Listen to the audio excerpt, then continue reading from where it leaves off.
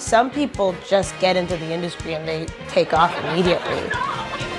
I'm going to be in What We Do in the Shadows, which is going to be on Netflix and FX. I'm going to be in an episode of The Boys, produced by Seth Rogen. I did touring company with Second City. I write for the Beaverton. I've done Because News. I've written for them. I have the Flirty Boys. I have my sketch troupe. We did JFL 42.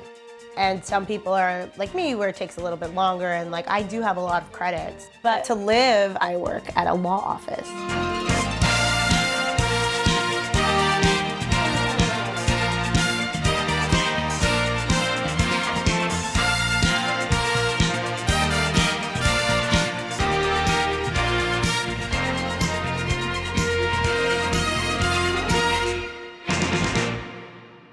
I could tell people that I'm a comedian and a writer, because I am, but I also have day jobs as well. You would call me a clerk, but I don't think that is the right terminology for what I do here, because I just answer emails, barely, and the phone, and I'll photocopy.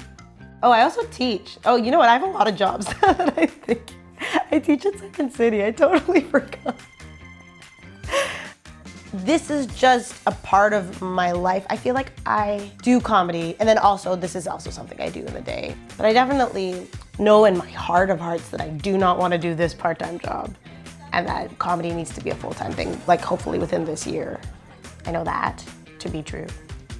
Most people in comedy have gigs on the side, just like most working actors in North America. That's the reality of the business. I was a dishwasher. I was a waiter at the Duckworth Lunch. I used to clean the floors at the Continental Cafe. I taught theater. I didn't know anything about teaching theater. I would still be up. I was that age. Like, oh, I've got to teach theater at 8 o'clock on Saturday. That's okay, I'll stay up. That was early in my career that I did those jobs. And, you know, I ended up on television, so I got to stop doing those jobs.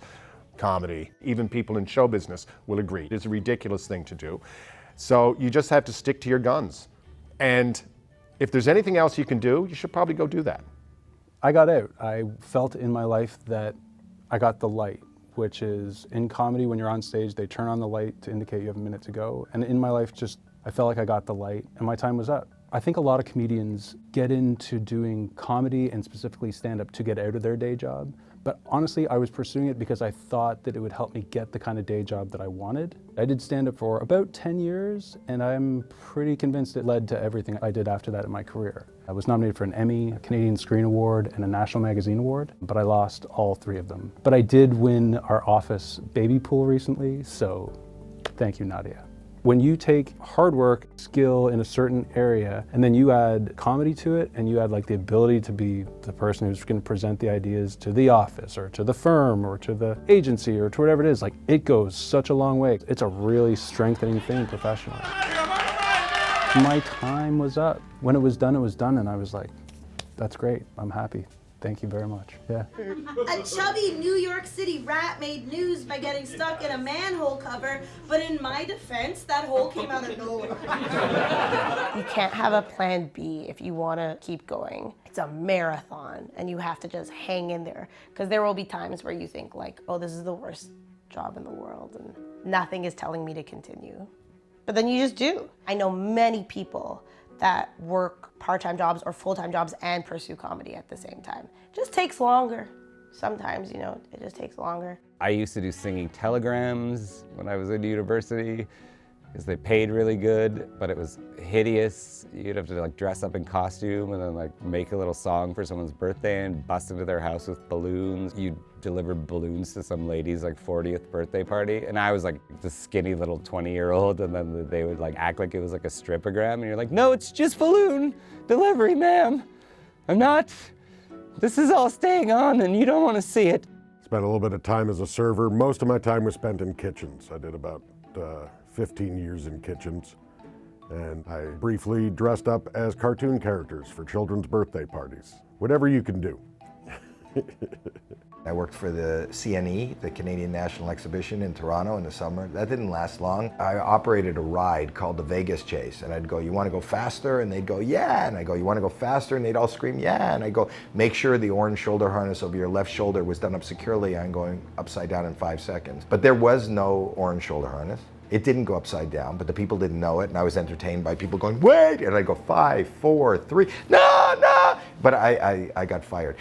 But when I told that story on stage, it became part of my act. So I realized that I could use whatever happened to me in my life as fodder for what eventually became a career. I worked a job doing the very early morning shift at a gym. I would be to work before 6. I would work 6 to 2. I would go home. I would sleep for 3 hours. I would wake up. I would go take a class or do a show or both.